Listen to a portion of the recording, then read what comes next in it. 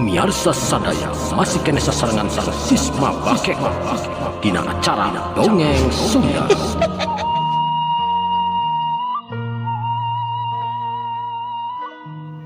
Bismillahirrahmanirrahim. Assalamualaikum warahmatullahi wabarakatuh. Alhamdulillah wa syukurillah mitra-mitra kaum dangu sadayana orang masih kena tiasa petepang dangu deui tiasa sasarangan deui sok sanaos mung di jaman tarang langkungan channel Sma Pakekok. Alhamdulillah tina dinten ayeuna urang ngeraskeun deui hanca dongeng anu katunda dina dinten kamari anu saban dinten kurang didangukeun saban wayah kieu. Mudah-mudahan ieu dongeng teh sing janten panglipur kalbu pangaberah manah hiburan kanggo mitra-mitra sadaya. Mitra-mitra dina dinten ayeuna teh masih dina jejer Si Peloy karya Carsun Pakekok dina bagian ke-117. Kumaha dararamang sadayana mitra-mitra dina dinten ayeuna, mudah-mudahan we urang sadayana sing aya dina kinanjar kawilujengan, sing aya dina kasehatan, ditambihkeun rezekina, dipanjangkeun yuswana. Atuh kawargi-wargi anu nuju teu damang, mudah-mudahan sadayana sing didamangkeun sabihara-bihari anu nuju kenging kemusibahan, musibah lahir tapi musibah batin, mudah-mudahan sagala musibahna sing digentos ku kabagjaan. Mitra-mitra, mangga atuh urang dilajengkeun wae sapada teu nyangkolong tingkana waktu ieu dongeng sunat nya. Wilujeng ngadangukeun, wilujeng mancot dina hapena sewang-sewang. Brung.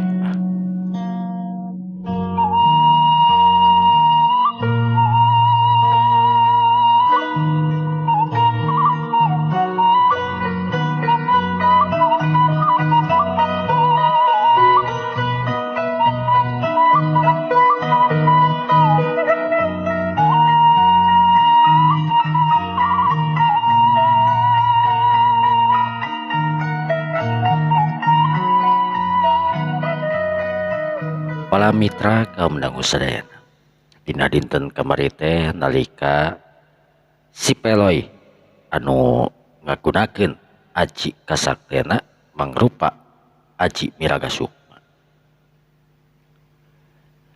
Harita Si Peloy kakalayangan di jomantara nuju ngablesat ka hiji tempat anu katingali waktu manehna keur istirahat dina hanapeun tangkal kiara. Heureut sababaraha detik harita Si Peloy geus nepi ka hiji tempat anu ditujuna.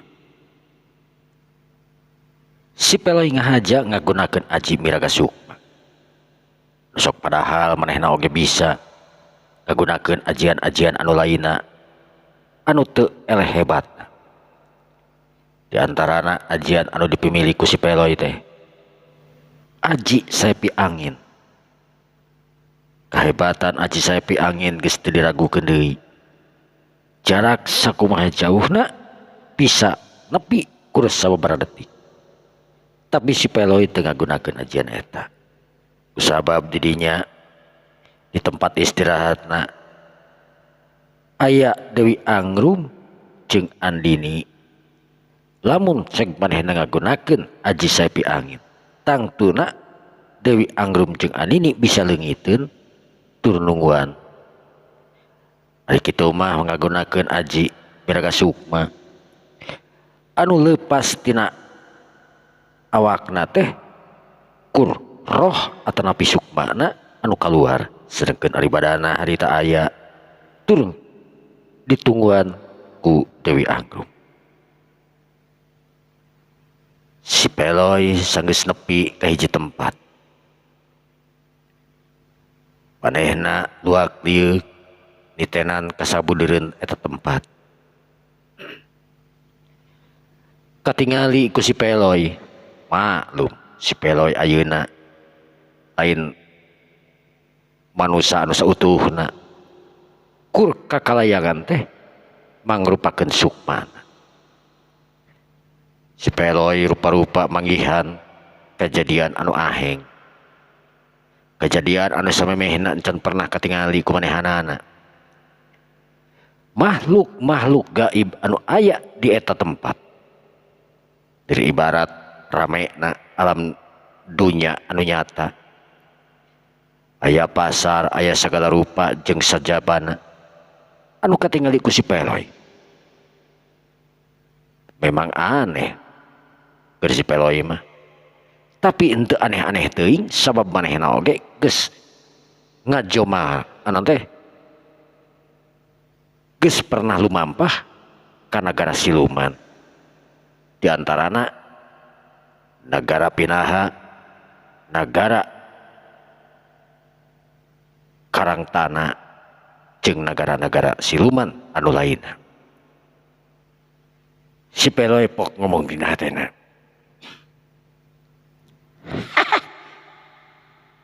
ieu teh tempat naon cenah make jeung loba jalma pabaliut kieu. Oh, lain jalma meureunan ieu mah bangsa lembut we. Sabenerna mah aing oge sabenerna mah ieu teh lembut. Aing oge sarua ieu teh kursuk mah hungkul, sedengkeun awak aing anu sautuhna, awak aing anu sajati aya di ditu, dina hanapeun tangkal. Duh, karunya si Angrum ya jeung si Andini meureunan ngadagoan aing nya. Tapi heukeun bae da sakedeung we atuh aing merek ngulilingan ieu gunung hayang apal. Aya naon wae gunung teh nu katempona indah teh ti belah ditu ya. Cik si Peloy harita bari ngaleokeun awakna kebelesat teh kabelah kencaeun gunung. Nitenan si Peloy harita ti luhur nepi ka handap. Memang kacape sabab manehna asa dibawa ku angin. Bebelesatan di Jomantara. Si Peloy terus nitenan kaayaan dina gunung. Bre, manehna katingali aya hiji guha anu kacida pisan liang guha teh rubakna. Hah, aya guha ieu guha naon cenah? Dina eta guha teh loba jalma, tapi si Peloy saru nah ieu jalma atawa manusia kitu ceuk pikir si Peloy. Ieu teh manusia atawa jalma, tapi aing bisa ngabedakeun lamun ieu manusia moal bisa ningali ka aing, tapi lamun eta bangsa dedemit, bangsa makhluk-makhluk siluman pasti bakal neuleun ka aing ya. Ah, di deukeutan ya waing. Ceuk si Peloy harita bari nyilorot turun ka handap. Manehna ngajanteng dina hareupeun guha. Sanajan manehna sukunan teu napak, manehna ngalayang. Maklum si Peloy ayeuna lain manusia. Kur tibah sukmana anu memang kakalayangan. Harita kadenge ku si Peloy aya sora anu memang eta sora teh handaruan nakrana. Ngomong ke anak buahna, "Heuh."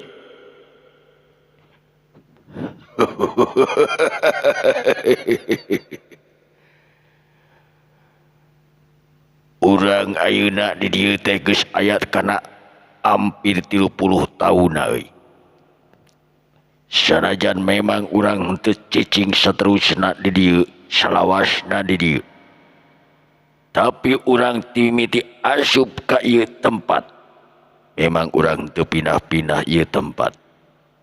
Sanajan nya ieu tempat teh ku urang jarang dicicingan.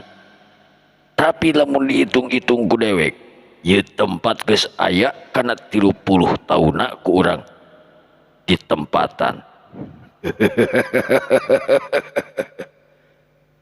Ceuk eta sora nu asalna aya ti jero guha. Si Peloy kerung aya sora anu keur ngomong, tapi ieu mah jiga nama manusia ya. Moal mungkin si Roman makawas kitu sorana. Goreng itu mah sorana. Ceuk si Peloy harita. Si Peloy panasaran harita asup ka jero guha. Awakna ngeblesat ngadeuketan ke sumber datang eta sora. Si Peloy nangtung di belah mana cenah ieu sora teh bi teh kadenge ku aing. Jeung ieu guha teh mani poek jeung panjang-panjang teuing. Tapi teu eueuh halangan ai masalah poek mah aing mah bisa neueuh dina poek oge. Ngan ieu ku badag jeung panjangna jeung loba kamarna ieu guha teh naon nya. Ceuk si Peloy bari urang deret. Anu tetela eta guha teh panjang jeung gede katut di jerona. Loba pisan kamar anu rohangan-rohangan.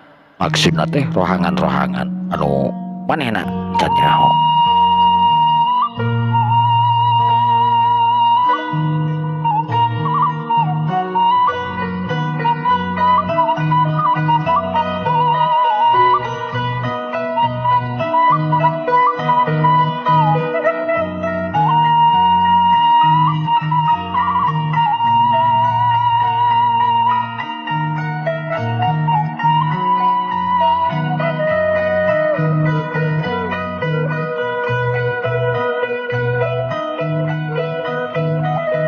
Para mitra kaum dangu sadayana. Si Peloy terus asup ke jero. Beranggrok ka hiji ruangan.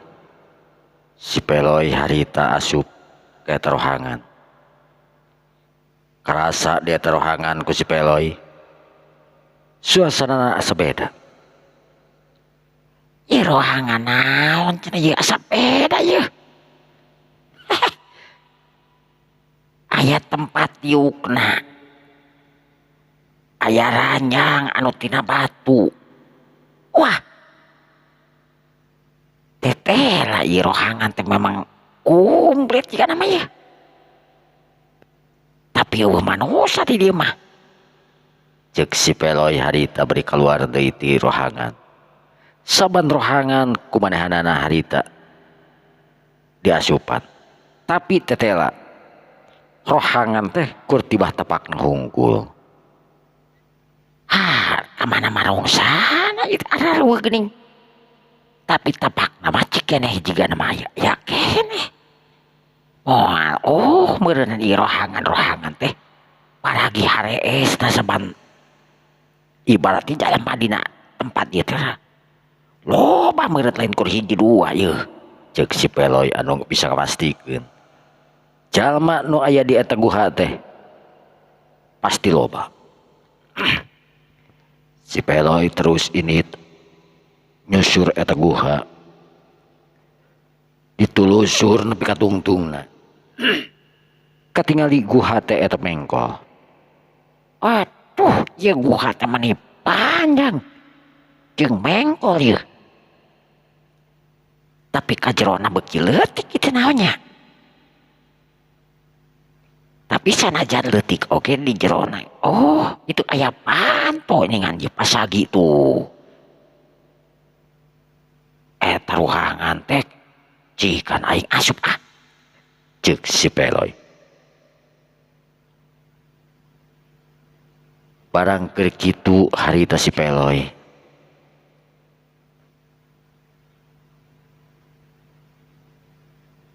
Ningali aya jalma anu keur ngabregah. Nukangan kamanehanana. Bari eta jalma teh katingali make baju sing sarua hideung. Keur ngobrol jeung babaturanana. Si Peloy nangtung di deukeutana.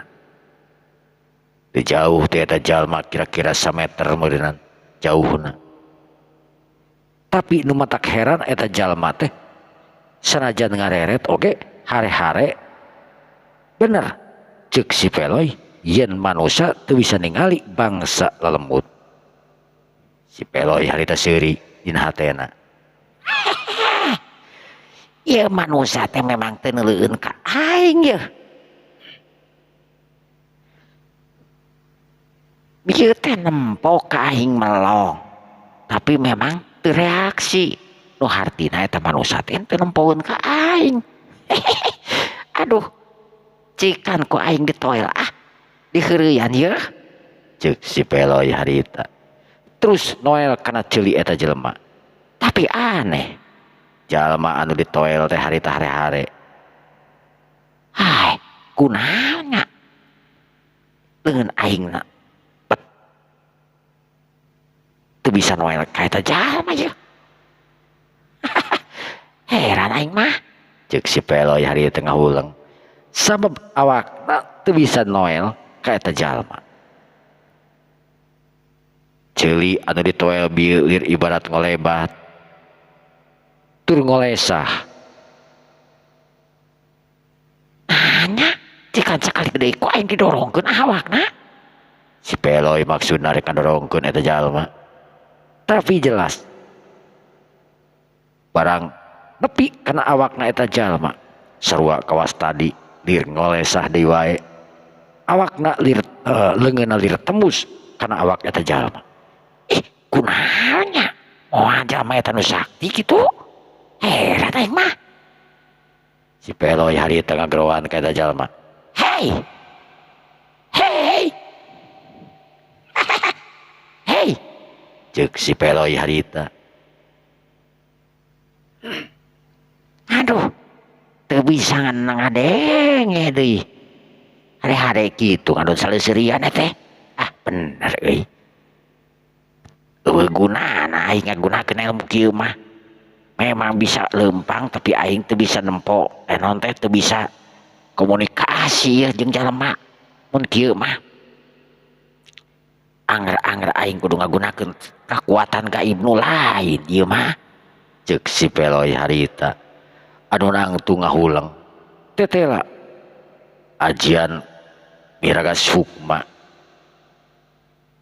mangrupakeun ajian lain jang heureuyan atawa jang nyieun kaonaran, tapi kapentinganana estuning jang ngontrol atawa ningali secara nyata tapi teu bisa nyabak kanu di deuketanana ibarat manusia. Bener pahingan aing bisa tembus kana batu, bisa tembus kana naon mun kieu mah. Da manusia oge ka aing teu bisa ngadenge, teu bisa nanaon ieu. Teuing aing mah bae lah. Da aing mah tadina oge niatna gerek kontrol ieu. Cik hayang nyaho aing. Memang aing geus teu katempo kieu mah aing rek asup ieu. Ceuk si Peloy harita. Barang breh ka jero si Peloy kaget anu luar biasa. Sabab kaayaan di jero teh kacida pisan gedena eta ruangan. Teuing sabarapuluh meter lebarna. Jeung tinggi luhurna eta guha teh kacida pisan luhur. Waduh, geuningan ieu guha teh mane kacida pisan gedena yo.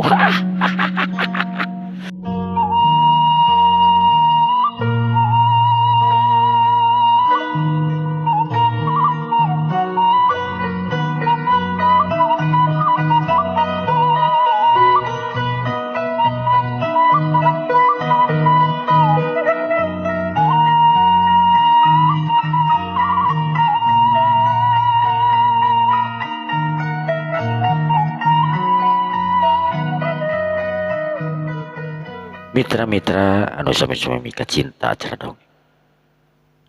Katingali di jero ruangan si Peloy aya hiji jalma anu jangkung badak. Pawakawakanana sesang sembada.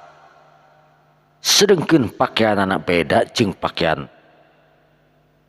anak buahna anu make sing sarua hideung. Ieu mah katingali lir ibarat nu make rompi. Kencak katuhu leungeunna make gelang bahar, kongkorongna ngagebay, tapi ieu mah kongkorong lain kongkorong ilaharna, kur tibah sigah tamang anu ditalikeun dina beheung. Ari buukna katingali boatak, eueuh-buukan we kitulah sirahna teh. Pangawakan eta jalma memang serem katingalina. Pok sora anahan duaruan harita ngomong bari neuteub ka sakabeh anak buahna anu keur sila disahanapeun manehnana. Sedengkeun manehanana diuk dina kursi anu memang katingalina eta kursi teh kacida pisan ahengna lantaran kursi dijieun tina batu anu aya di dinya, tapi nu jelas eta kursi teh kasebut kursi mewah lantaran kursi teh memang ukiran. Di hareupeun eta jalma aya hiji cangklong anu kacida panjangna, sedot eta jalma nyedot cangklong.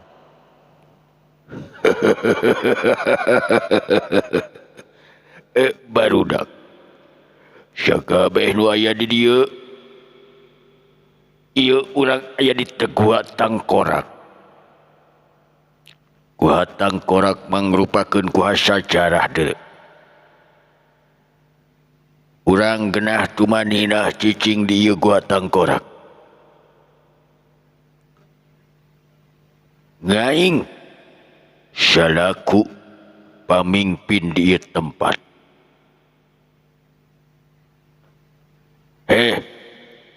Maju iling ka hareup. Ceuk eta jalma. Anu can dikanyahokeun saha ngaranna eta jalma. Ngan anu jelas kadenge ku si Peloy yen eta jalma teh pamimpin di eta Gua Tangkorak. Barang ngadenge Gua Tangkorak si Peloy harita kacida pisan kagetna. Hah? Gua Tangkorak? Si teh moal kitu Gua Tangkorak anu diteangan ku aing teh mah. Waduh. Wow. Namun nyata kacida pisan bagjana aing geus nepi ka Gua Tangkorak. Tapi hanya kan sanajan aing geus nepi ka dieu, sedangkeun raga aing masih kene di dieu. Anu tangtuna ti ditu nepi ka dieu teh butuh waktu leumpang aing anu kacida dilahana. Kudu nepi kana sapoe atawa 2 poe deui ka dieu tempat. Aing memang sababaraha detik di tempat anu ditinggalkeun ratina raga aing ka dieu teh. Tapi lamun ku sacarana leumpang normal aing jadi manusia, jelas aing bakal leumpang teh kacida jauhna ieu. Ceuk si Peloy harita beri manco neuteub ka eta jalma anu keur ngomong. Katingali eta jalma nunjuk ka baturan ka anak buahna. Terus anak buahna nangtung maju ka hareup. Terus kek diuk di hareupeunana. Estuning siga Kipatih anu keur sumumbah kanu jadi rajana. Pok eta anak buahna teh harita ngomong kadenge sorana estuning ati-ati dina palebah dina ngomongna jeung teu wani neuteub ka eta jalma.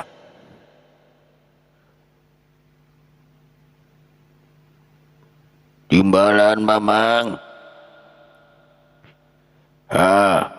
Aya pikeun saeun naon juragan. Ceuk eta jalma nyebut ngamamangkeun tur nyebut juragan ka eta jalma anu keur diuk di hareupeunana.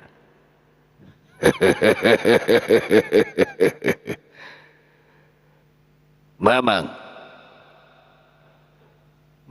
dina poe ayeuna ku kami ek dibere tugas. Sumangga tugas naon kanggo Mamang? Mamang dina poe ayeuna kudu kaluar tina ieu guha. Sampeurkeun jalma anu jadi murid kaula anu aya di daerah nu jauh anu nyebar di tanah Jawa. Sumangga Mamang bade gaestokeun kana naon tugas di salira. Ieu Mamang kunaon kami nitah nepungan para murid-murid kaula. Sabab dina waktu ayeuna kami ngame aya hiji jalma anu hayang papangih jeung kami. Barang ngadenge kawas kitu, sakabeh anak buahna anu jumlahna teu can dikanyahokeun teuing sabaraha puluh kabeh molohok tur kaget. Pok eta si Mamang harita ngomong deui, ayeuna mah daek neuteub ka eta jalma anu keur ngomong teh di hareupeunana. Punten agan, maksud agan teh saha jalma anu milarian ka agan teh? Jelas anu mineangan ka kami ayeuna aya patula patalina jeung getih kaula. Aya patula patalina jeung keluarga kami. Maksudna kula geus narima geteran yen eta jalma anu keur neangan kaula teh mangrupakeun turunan kami, turunan agan. Memang bener, maksud agan teh ceuk si Mamang harita ningali deui neuteub seukeut ka eta jalma anu katinggalina garuk. Maksudna kaula eta jalma salah sahijina turunan kaula atawa bisa disebutkeun anak kaula. Nah, akan bisa terang kaula ngabogaan rupa-rupaning aji kasakten anu bisa ngarti kahirupan samemehna jeung kahirupan anggeusna. Si Mamang ungut-ungutan, manehna oge nyaho yen eta dununganana atanapi guruna mangrupakeun jalma sakti mandraguna anu nepi ka wayah kieu can aya anu bisa mampu ngelehkeunana. Saha eta jalma? Memang can dikanyahokeun ku saha wae oge, sanajan si Peloy oge. Ngan jelas si Peloy harita ngahuleng lantaran eta jalma nyaho keur diteangan ku hiji jalma cenah. Ieu dikeneh nyebutkeun anu keur neangan teh salah saurangna keluargana atanapi anakna. Pok si Peloy dina hatena ngomong, aing heran ieu ka jalma ieu. Cenah manehna keur diteangan ku salah sahiji keluargana atawa salah sahiji anakna. Tapi saha ieu jalma teh ieu? Eueuh anu nyebutkeun eta ngaran jalma sahanya? Aing can ngarti ieu, tapi gua tangkorak cenah ieu. Jelas gua tangkorak teh anu keur diteangan ku aing moal kitu ieu. Ieu nu ngaran Ki Baratasena teh kitu. Ki Baratasena. Guru aing can pernah ngomongkeun kawas kumaha tangtunganana. Hiji-hijina anu mampu ngelehkeun Ki Baratasena teh guru aing baheula cenah Ki Suling Sakti. Jeung lamun aing ngarek tarung Ki Baratasena ulah poho cenah aing kudu niup eta suling. Sabab Ki Baratasena baheula pernah taluk ku eta suling. Ah, bener. Waduh. Lamun kieu mah aing geus meunang bong-bolongan gede ieu. Mudah-mudahan we jalma teh nu ngaran Ki Baratasena. Jadi aing geus apal, beungeutna geus apal, tempatna geus apal, tinggal aing datang make awak aing anu asli ka ieu tempat. Keke aing kudu tetep ieu ngadengekeun ceuk si Peloy harita. Bari ngadeuketan ka tempat eta jalma anu ngomong.